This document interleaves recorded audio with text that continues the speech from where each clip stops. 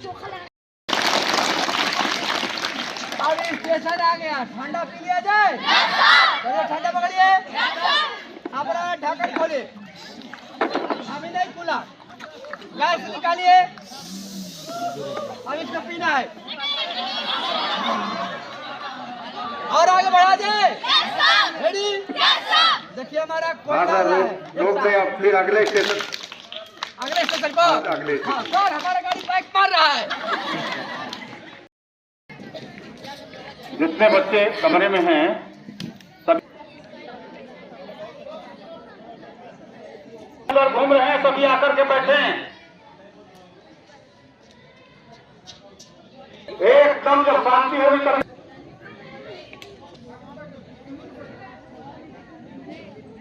सभी आ गए। आचार्य जी, श्री असलम खान पूर्व प्रधान, श्री सुशील कुमार मिश्रा जी,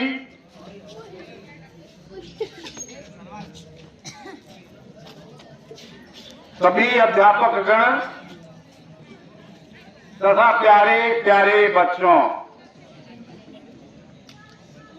आपका जो भी कार्यक्रम स्काउट्स गाइड्स या आपका जो सांस्कृतिक कार्यक्रम मैंने देखा, मुझे विश्वास नहीं हो रहा है कि आप इतने अच्छे हैं।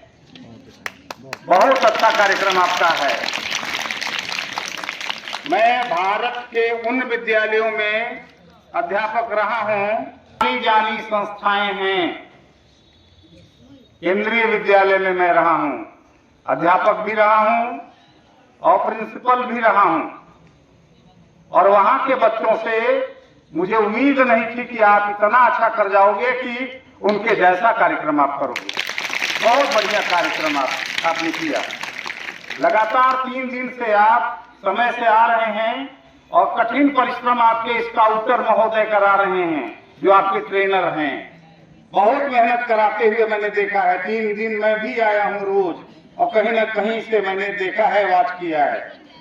तो आपने बहुत मेहनत किया है, और एक साथ आपकी तालियां जो बज रही हैं वो बता रही हैं कि आप बहुत ही लगन से अपने कार्य को किए हैं।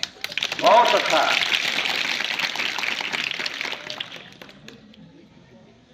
भारत स्काउट गाइड से संबंधित कुछ बातें हम भी आपको बताना चाहते हैं। आपको पता है कि भारत में स्काउटिंग कब शुरू हुई? किसी को बताएगा? 1907 में। स्काउटिंग 1907 में बेंगलोर में शुरू हुई थी, और गाइडिंग जो है वो 1911 में शुरू हुई थी। क्लियर? हाँ जी। सर 1907 ईस्वी में वो इंग्लैंड में स्टार्ट हुई थी, भारत में 1909 ईस्वी में स्टार्ट हुआ था। 1909 ही होगा, फिर हमने गलत नोट कर लिया। 1909 ही है, 9 और 11 है। हम भी कह रहे थे 2 साल का अंतर है, 7 गलत नोट हो गया है। ये टाइपिंग मिस्टेक है या हमारे से लिखा हुआ गलत है। स्काउटिंग गाइडिंग के जो जनक कहलाते हैं, पूरा नाम नहीं है इनका, उनका पूरा नाम है Lord Robert Stephenson Smyth Baden Powell. जो भी स्काउट हो गया, गाइड हो गई, उसको ये नाम याद होना चाहिए। इसका मोटो है, मोटो जानते हैं आप क्या होता है? मोटो क्या? उसका वाक्य तैयार रहो। हर समय तैयार रहना है आपको। कोई काम कहा जाए तुरंत काम होना है, आपको बुलाया जाए तुरंत आप पाएंगे। आपने काफी समय लगाया कमरों से बाहर आने में, इतना समय नहीं लगना चाहिए कि गाइड्स के लिए और स्काउट्स के लिए। इसलिए इसका मोटो है तैयार रहो। इसका उद्देश्य, 4 मुख्य उद्देश्य हैं इसके, स्काउट्स और गाइड्स के। चरित्र का निर्माण करता है ये स्काउटिंग जो है, और गाइडिंग है, ये चरित्र निर्माण में बहुत ही मदद करता है, चरित्रवान बनाता है। दूसरा है नेतृत्व की क्षमता डेवलप करता है। नेतृत्व प्रदान करता है। ये कुछ बच्चे कमरे में हैं, कमरे से बाहर आ जल्दी। ये स्टेज फोबिया हम सभी में है, भूल जाता है कि अगला क्या बोलना है। इसको खत्म करने में ये स्काउटिंग और गाइडिंग बहुत ही सहायक है। दूसरा ये बहुत बड़ा उद्देश्य है। ये तीसरा है, एक जिम्मेदार नागरिक बनाता है। आप देश के एक जिम्मेदार नागरिक बनते हैं स्काउटिंग गाइडिंग के माध्यम से। और चौथा, आत्मनिर्भर बनाता है। ये चार उद्देश्य, मुख्य उद्देश्य चार मैंने आपको बताया। अब इसके बाद मैं आपको एक कहानी सुनाऊंगा, बहुत अच्छी कहानी, प्रेरणादायक कहानी आपको सुनाऊंगा। और ध्यान से सुनना, क्योंकि एक दिन मैंने क्लास में किसी क्लास में मैं जब गया तो बताया आप लोगों को कि 3 घंटे पिक्चर हॉल में जब आप बैठते हो तो पूरी की पूरी पिक्चर आपको याद हो जाती है। और 6 महीना बाद भी कोई पूछता है तो आप हूबहू पूरी कहानी बता जाते हैं। जानते हो क्यों? कंसंट्रेट करके आप देखते हो उस पिक्चर को, पूरा कंसंट्रेशन आपका उस पर्दे पर होता है जिस पर पिक्चर चल रही होती है। और क्लास में 40 मिनट का कंसंट्रेशन आप नहीं बना पाते हो, क्योंकि आपका मन जो है समोसे की दुकान पर चला जाता है। और वहां क्या होता है पिक्चर हॉल में, बगल वाला आपका मित्र अगर मूंगफली का दाना लाया और आपको बोलता है कि खाओ खाओ, तो उसको धक्का देते हैं, हटो पिक्चर देख रहे हैं हम, मैंने पर्दे से ध्यान नहीं हटता आपका। तो पूरे कंसंट्रेशन के साथ ये कहानी आप सुनेंगे। अयोध्या में एक पंडित जी थे। पंडित जी को, उनका नाम था शांतनु। क्या नाम था उनका? हाँ, दूसरा भी नाम था। कुछ किताबों में उनका नाम यज्ञदत्त लिखा था। तो शांतनु, कुछ जो लेखक हैं वो शांतनु लिखते हैं और कुछ यज्ञदत्त लिखते हैं। उनकी पत्नी थी ज्ञानवंती,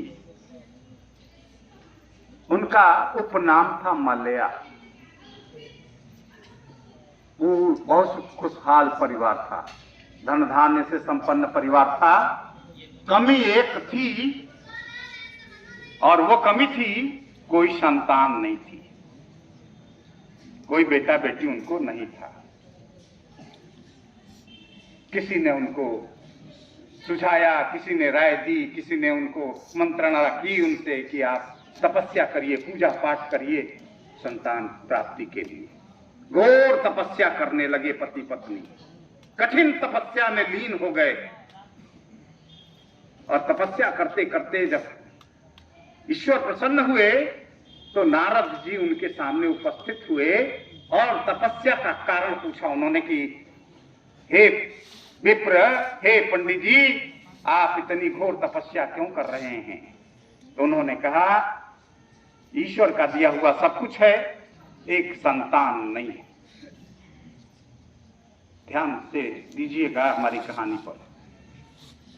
तो नारद जी ने उनका भूत भविष्य देखा और बताया कि संतान तो आपको है, लेकिन एक दिक्कत आ रही है। वो दिक्कत ये है कि जैसे ही संतान आपको पैदा होगी, आप दोनों अंधे हो जाएंगे। वो हैं माता पिता। उन दोनों दंपत्ति ने कहा कि अंधा होना ठीक है पंडित महाराज, लेकिन संतान चाहिए। कहा ठीक है, अगर आपको ये अंधा होना पसंद है, अंधा होना चाहते हैं, तो आपको संतान की प्राप्ति अवश्य होगी। और संतान प्राप्त हुई उनको, और जैसे ही संतान प्राप्त हुई दोनों अंधे हो गए। बता सकते हैं वो कौन संतान थी? श्रवण कुमार। और संतान भी बड़ी लायक पैदा हुई। वह संतान थी जो धीरे धीरे जब बड़ा हुआ, दिन रात माता पिता, अंधे माता पिता की सेवा करता था। आपको बताना था कि आपके लिए आपके माता पिता क्या त्याग करते हैं, कहां तक त्याग कर सकते हैं, जान तक दे सकते हैं। मैं इधर था, जनकपुर का नाम सुना है, जहां जानकी जी पैदा हुई थी, सीतामढ़ी जगह है वो। बाढ़ का इलाका था, बाढ़ आई हुई थी। एक माँ अपने दो छोटे छोटे, हमारे ही बच्चे स्कूल में पढ़ते थे वो बच्चे, दो छोटे छोटे बच्चों को लेकर के बाढ़ के पानी को, अभी पानी बहुत कम था, पानी में रफ्तार नहीं थी, तो सोचा कि पार हो जाएंगे बच्चों को लेकर के, और दोनों हाथ से दोनों बच्चों को लेकर के पार हो रही थी। बागमती नदी है। अचानक पानी बहुत तेज आता है, अचानक पानी बहुत तेज आ गया है, और उसका एक बेटा पानी के धार में उसके हाथ से छूटकर बाहर निकला। उसने दूसरे बेटे के हाथ को छोड़ करके छलांग लगा दिया। नतीजा ये हुआ कि उसके दोनों बेटे और वो स्वयं मर गए। तो माँ बाप आपके लिए जान भी दे सकते हैं, और वो माँ बाप आपको विद्यालय में पढ़ने के लिए भेजते हैं। आपका कर्तव्य है कि उनके द्वारा दिए गए आदेश का पालन करें। श्रवण कुमार माता पिता की इतनी सेवा करने लगा, सेवा में ही तल्लीन रहता था, और बड़ा जब हुआ तो माता पिता ने इच्छा जताई कि बेटा चारों धाम करने की इच्छा हो रही। कहा कोई दिक्कत नहीं माता पिताजी, और अपने माता पिता को कांवर बना करके, बहंगी समझते हैं ना कांवर, जिसमें भार ढोया जाता था पहले, अब तो भार जाता नहीं कहीं। दोनों तरफ माँ बाप को बिठाया और चारों धाम की यात्रा करने निकल पड़ा। जो सबसे पहला धाम वो चुना, वो प्रयाग चुना। संगम में ले जाकर के गंगा यमुना सरस्वती का स्नान कराया, और वहां से काशी विश्वनाथ जी के दर्शन के लिए पैदल कांवर लेकर के चल पड़ा। जब विश्वनाथ मंदिर में वो पहुंचा बालक माता पिता को लेकर के, संध्या का समय हो गया था, आरती चल रही थी मंदिर में। आरती के बाद पुजारी ने प्रसाद वितरण शुरू किया, और श्रवण कुमार से भी प्रसाद लेने के लिए कहा कि प्रसाद ले लो बेटा। श्रवण कुमार ने कहा ठहरिए पंडित जी, माता पिता की इजाजत ले लेता हूं फिर प्रसाद लूंगा, और भाग करके माता पिता के पास पहुंचा कि माता जी पिताजी प्रसाद वितरण हो रहा है, आपकी इजाजत हो तो हम प्रसाद ले लें। कहा रे बेटा जाकर के प्रसाद ग्रहण करो, भगवान विश्वनाथ का प्रसाद है। फिर उसने पुजारी से जाकर के कहा कि पंडित जी अब हमको प्रसाद दीजिए। पुजारी ने कहा मूर्ख बालक, तुमको जब प्रसाद दे रहा था तो तुम अपने माता पिता की इजाजत लेने चले गए, अब तुम्हें प्रसाद नहीं दूंगा। उसने कहा कि अब तो इजाजत ले चुका हूं, बिना प्रसाद लिए यहां से निकलूंगा नहीं।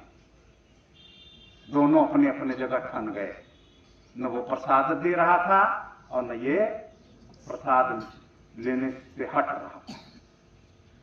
तत्कालीन काशी नरेश मंदिर में बैठे हुए थे, बीच बचाव करने लगे, लेकिन मामला सुलझा नहीं। अंततः भगवान विश्वनाथ प्रकट हुए। पुजारी को फटकार लगाई कि उसके विश्वनाथ उसके माता पिता हैं और वो सही रास्ते पर है, उसको प्रसाद दो। मेरा मकसद सिर्फ ये है कि जिस कहानी से कुछ अच्छा प्राप्त हो, जिस कहानी से अच्छी शिक्षा मिले, उस पर जरूर विश्वास करो कि हाँ ये हुआ होगा।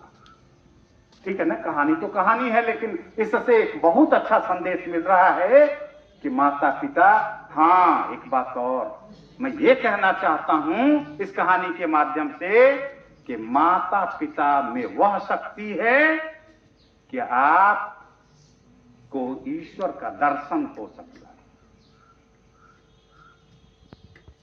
बात समझ में आई? तो जब माता पिता हैं तो उनकी बातों की अवहेलना नहीं करो।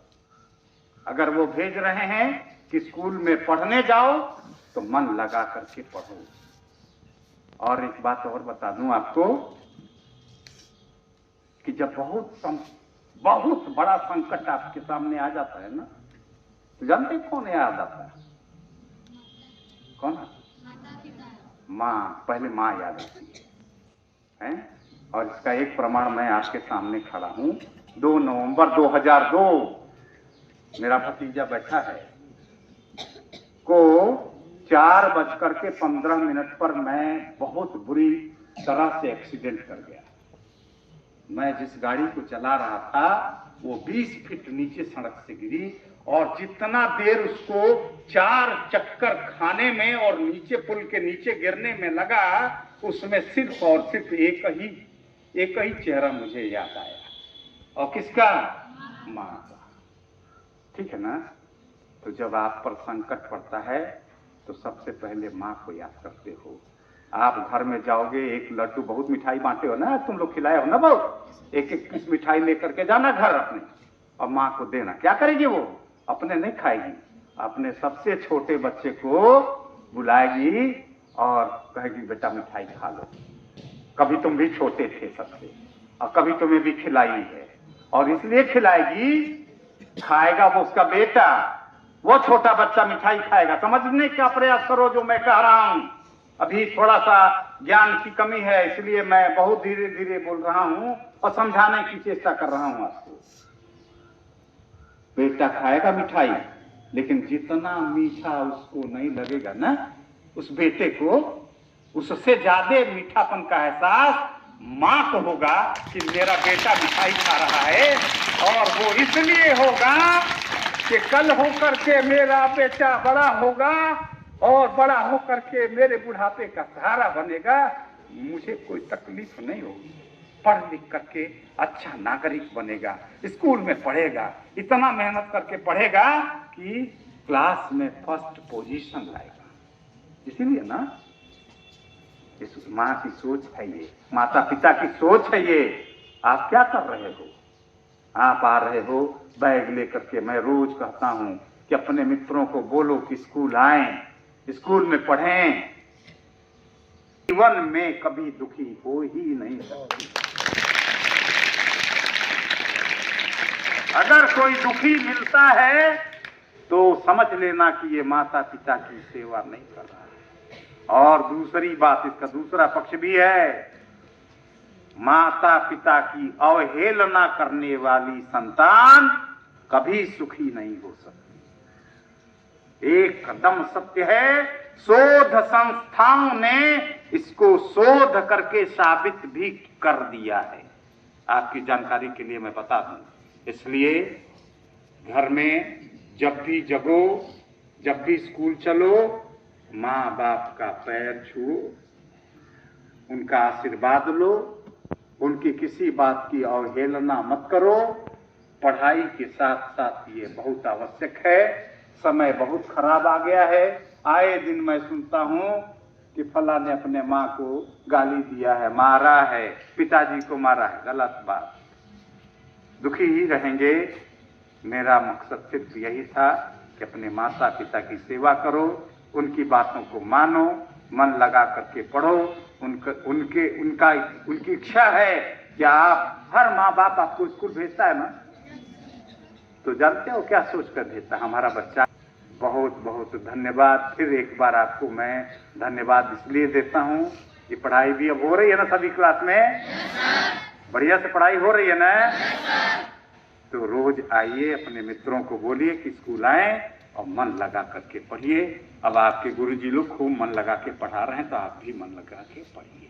धन्यवाद। Thank you very much. और तुम्हारे संरक्षक जी को स्मृति चिन्ह दे करके लगाएंगे। सम्मानित किया जा रहा है।